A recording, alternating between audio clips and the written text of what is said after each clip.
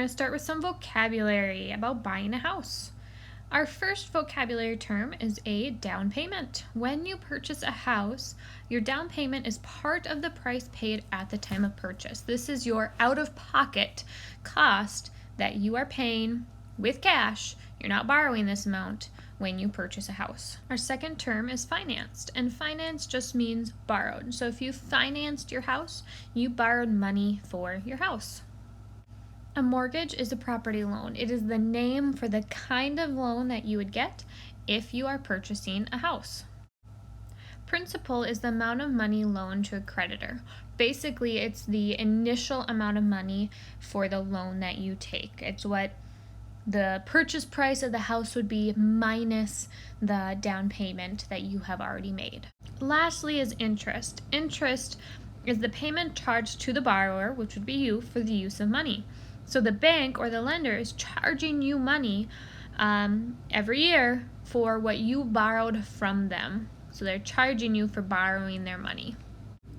Now to get started on an example. There's something called a banker's rule, and what the banker's rule says is that you may borrow up to 2.5 times your annual income to buy a house. So you should not spend over 2.5 times your yearly income to be able to purchase a house.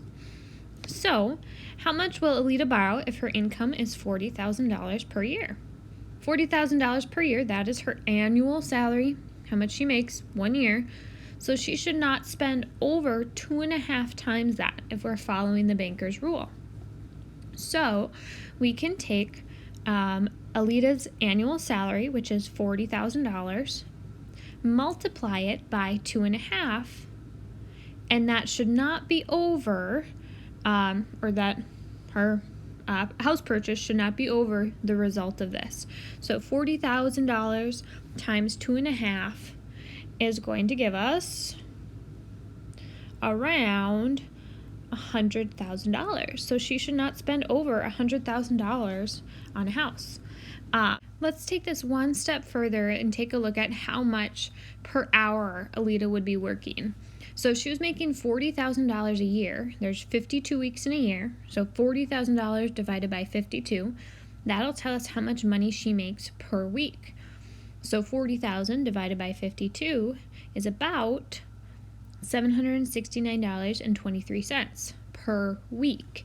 Let's say she works on average a 40-hour work week. That's kind of what we've been going with during class, is about 40 hours. So take her per week, divide it by 40 hours, and that's going to give us her hourly wage.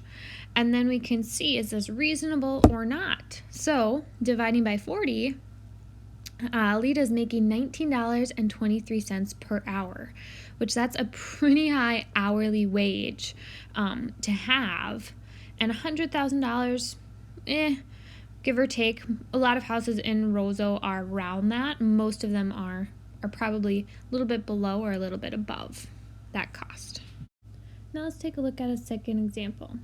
Let's say you want to estimate how much you could borrow from a bank based on your hourly rate. First, you need to find your annual income. So you work 40 hours a week and 52 weeks in a year. You could times by those separately or multiply by 2,080, which is from 40 times 52. So we're going to do that in this example. William earns $12.36 per hour. How much will he borrow for a home? So $12.36 is his weekly wages or hourly wages times 40 hours in a week. That is going to give us how much his weekly wages are. So $12.36 times 40 is going to give us approximately $494.40. Now, to get from that to your annual wages, we calculated weekly, so there's 52 weeks in a year. So we're going to take $494.40 times 52 weeks, and that is going to give us $25,708.80 per year for annual wages. The second way we could have done that is take our hourly rate, times it by 2,080, and that should give us the same number, $25,708.80. The money that you're allowed to borrow from the bank is going to be 2.5 times your annual wages.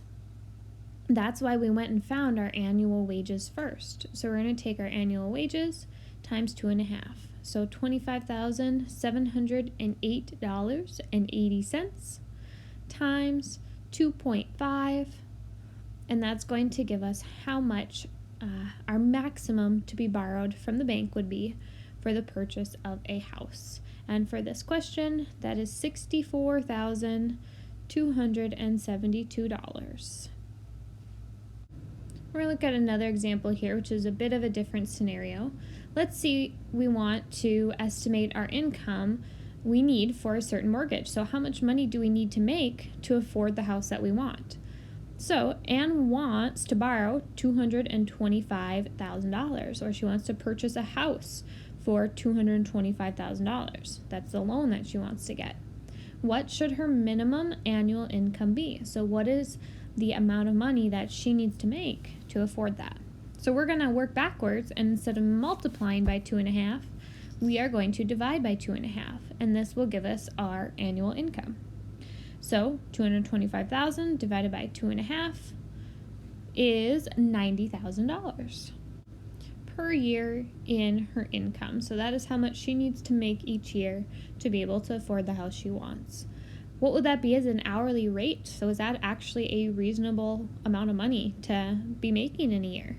Well, we can do the same thing we did in some of the other questions. Take our annual income divided by how many weeks there are in a year, divided by how many hours we'd work in a week, and that can give us our hourly wages. So $90,000 per year divided by 52 weeks in the year is going to give us $1,730.77 per week.